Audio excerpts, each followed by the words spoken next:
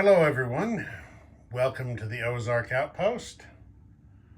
Uh, there has been a little change or shift, I guess you would say. Back in early July, late June, I think, I started playing a new game that I'd called Operation Aegis. And that was to begin testing what we decided to call the version 2 rules. It was a change in the version numbering system, and there were a lot of changes taking place. Well, in the month and a half or 2 months since then, while the game I had going before that, while those videos were still releasing,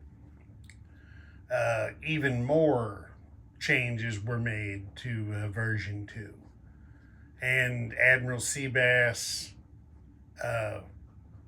started putting out videos for a playtest game that he is doing solo. And War Doctor and Flak 88 and their partner, I can't remember his YouTube handle, but sorry about that. They started a Scenario 1 playtest game, and they were all using the newer updated rules. I didn't want to confuse people by putting out videos that were using was basically an obsolete rule set by this time. So that game is just gonna stay in the archive, and I'm beginning a new game, Operation Knox, with the updated rules that everyone else who's playtesting right now is using, so we're all on the same page. As I said, I don't want to create confusion. So here we are, ready to go. I'm not going to try to outline or detail rules changes here in this intro because I think it just won't serve any useful purpose. As things occur during gameplay that involve rule changes, I'll cover things then. It'll be more meaningful. I chose to call this Operation Knox in honor of the Knox class frigates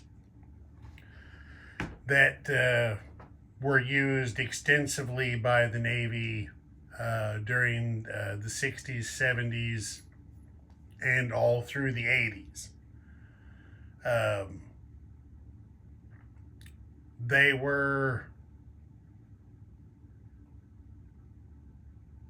were based on older naval doctrine and thinking, but as the years went by, they evolved into very efficient and effective escort ships.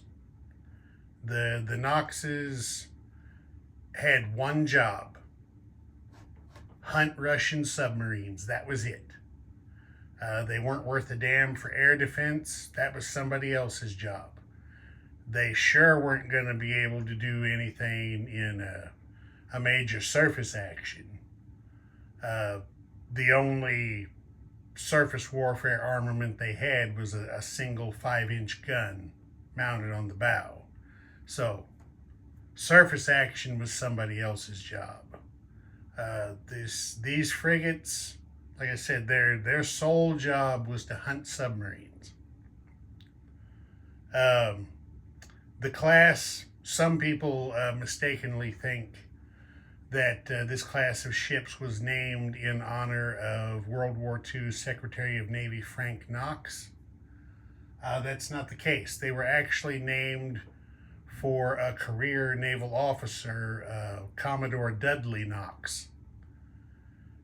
He was a veteran of the Spanish-American War, the Philippine Insurrection, the Boxer Rebellion, and the First World War. But for most of his career, he was a staff officer and a well-known and respected naval historian. His writings had a lot of influence on naval tactics and doctrine that eventually developed into the U.S. Navy of World War II, which dominated the seas all over the world. So, you know the players, just the same as always. This is Scenario 2, Warsaw Pact, NATO, Soviet Global Command, and U.S. Global Command. So, welcome aboard, and I hope you enjoy it.